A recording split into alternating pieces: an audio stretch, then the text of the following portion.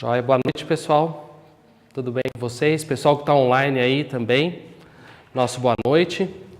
Voltar com distúrbios da tireoide, nós vamos falar um pouco de tireoide, depois vamos falar na sequência de parte renal, infecção urinária e assim por diante, tá? Doença da tireoide é extremamente comum na prática clínica, de quem for fazer clínica geral, de quem for fazer saúde da família, tá? Primeiro, assim, só lembrar do conceito de bócio, que às vezes existe uma certa confusão com relação a isso, tá? Bócio, a palavra bócio significa qualquer aumento do volume da tireoide. Não define nada de tipo de doença, tá? É só o aumento da tireoide. É um bócio, é um termo genérico, tá? E os aumentos localizados, a gente fala nódulo. Assim como a gente fala nódulo ou nodulação, para quando você está palpando um linfonodo, né? Na tireoide é a mesma coisa, tá? Agora, quando você tem um aumento difuso da glândula, aí você pode falar bócio, tá? Só termos de nomenclatura. Classificação desse bócio que você está visualizando, palpando, né? O grau 0 é o bócio que não é visível, não é palpável.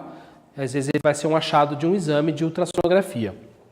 O grau 1, uma massa no pescoço, que é consistente com o aumento da tireoide por causa da localização, palpável, mas não é visível quando o pescoço se encontra na posição normal. Só a palpação do médico, tá?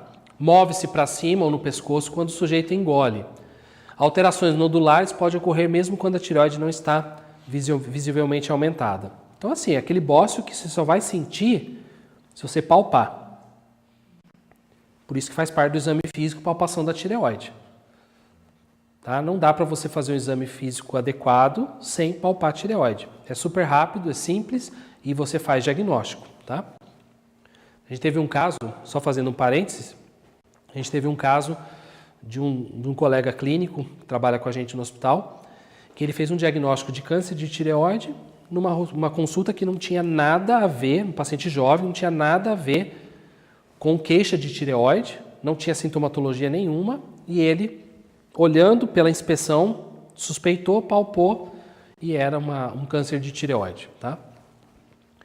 Então só vai fazer diagnóstico quem palpar, no grau 1. Tá? No grau 2, o aumento do tamanho do pescoço é visível, aí não precisa nem de palpação, né? Que é o caso das fotos que a gente estava vendo aqui. Aí qualquer um faz diagnóstico, tá? Que se encontra na posição normal e é consistente com a ampliação da tireoide quando o pescoço é palpado, tá bom? Só para classificar o bócio, bem tranquilo. Bom, quando você está suspeitando de doença da tireoide, nós vamos falar um pouquinho para frente da sintomatologia, mas a parte laboratorial é fundamental para fazer diagnóstico de doença da tireoide. Então, você vai abrir mão de alguns exames, T3, T4, T4 livre, TSH, para avaliar a função dessa glândula. Vai dosar os anticorpos antitireoidianos, principalmente o tireoglobulínico e os antimicrosomais. O ultrassom do pescoço tem um papel fundamental no diagnóstico de qualquer doença da tireoide, porque ele dá detalhes anatômicos para caracterizar o nódulo ou o bócio, tá? E aí você vai usar com menos frequência, mas pode usar captação de iodo radioativo, cintilografia, para também ver a função dessa tireoide, se aquele nódulo capta iodo ou não, qual que é a situação dele em relação a isso. E quando existe a suspeita de alguma lesão neoplásica, o diagnóstico começa através da punção por agulha fina, guiado pelo ultrassom, que é bem fácil, como a tireoide ela é bem superficial, então é muito fácil, o ultrassom determina o local da punção e o médico faz a punção do nódulo e manda esse material para exame histopatológico. Tá?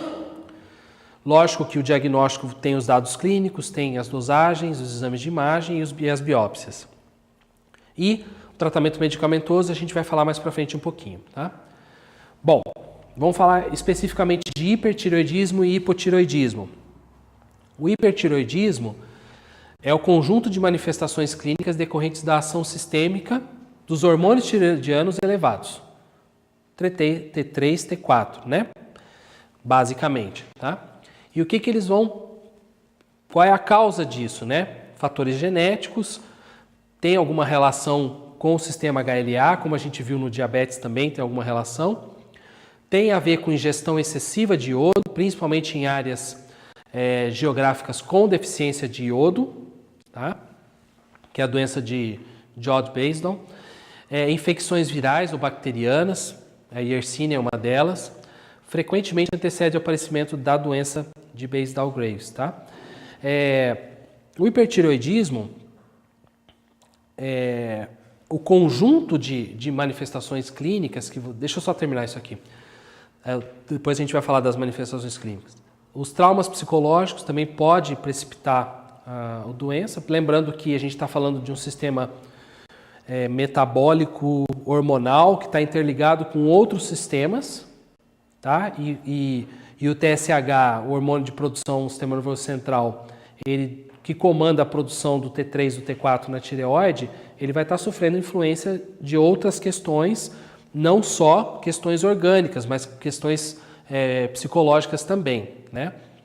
Medicamento pode causar o lítio, que é muito utilizado para tratamento de quadros psiquiátricos, terapia antirretroviral, podem precipitar o hipertireoidismo. E o tabagismo também está relacionado com manifestações oculares no hipertireoidismo. Formas clínicas, a gente já falou do Basedow, pode ter adenoma, bócio multinodular tóxico, hipertireoidismo da tireoidite subaguda, de De Quervain, hipertireoidismo de tireoidite Hashimoto, adenoma hipofisário produtor de TSH, hipertireoidismo induzido por neoplasia, hipertireoidismo iatrogênico, né, quando você tem uma causa externa a esse hipertireoidismo, ou seja, várias formas clínicas. Quais são as manifestações? Além do bócio, que a gente já falou inclusive da classificação dele, no hipertireoidismo a gente tem que pensar que o hormônio tireoidiano permeia todo o nosso metabolismo. E se ele está com um aumento de hormônio circulante, você vai ter uma aceleração de todo o metabolismo sistêmico nosso. Então é tudo para mais. Depois a gente vai falar do hipo, é o contrário do que a gente vai falar agora. Tá? Então, nervosismo, ansiedade, fadiga, fraqueza, intolerância ao calor, sudorese excessiva, pele quente e úmida, palpitação, né, taquicardia, dispneia, perda de peso, aumento do apetite, aumento da frequência de evacuações, alterações menstruais, hiperatividade, alteração no ciclo sono-vigília, tudo porque você tem o hormônio tireoidiano circulando em excesso. Tá? Então, isso vai causar um aumento do teu metabolismo. Então, apesar de você ter mais fome, comer mais, você vai ter perda de peso. Tá? Tremores, mixedema pré-tibial, fibrilação atrial, porque a taquicardia pode ser de um tal nível que precipita uma fibrilação atrial em alguém que já tem alguma alteração na condução do estímulo, hipertensão arterial sistólica, reflexos tendinosos exaltados, resistência hipofisária a hormônios tireoidianos. Então, depois já vai pensando no oposto quando a gente for falar do hipotireoidismo, tá? Em termos de manifestação clínica. Ou seja, com isso tudo, não é difícil fazer diagnóstico, tá? Se o paciente tem todas as alterações, tem bócio palpável, né? É fácil de fazer o diagnóstico, tá? Manifestações clínicas: olhar brilhante, retração da pálpebra superior, sinal de von Graf, que é a impossibilidade da pálpebra superior de acompanhar o movimento do globo ocular quando se olha para cima ou para baixo, tá? Edema palpebral e da conjuntiva, das glândulas lacrimais. Lembrar que, assim como você está tendo mais sudorese, essas glândulas estão produzindo mais secreção. Por isso que causam esses edemas todos, tá? Por isso que altera o movimento da pálpebra, tá? Pelo excesso de líquido mesmo. Protusão do globo ocular, proptose, que é talvez a imagem mais clássica do hipertireoidismo, né? A proptose, causada por acúmulo do tecido retroorbitário. Paralisia de um dos mais movimentos do olho, por causa do comprometimento da musculatura. Retração da pálpebra superior. E cegueira por lesão do nervo óptico, que seria um estágio final de uma lesão oftalmológica por hipertireoidismo, né?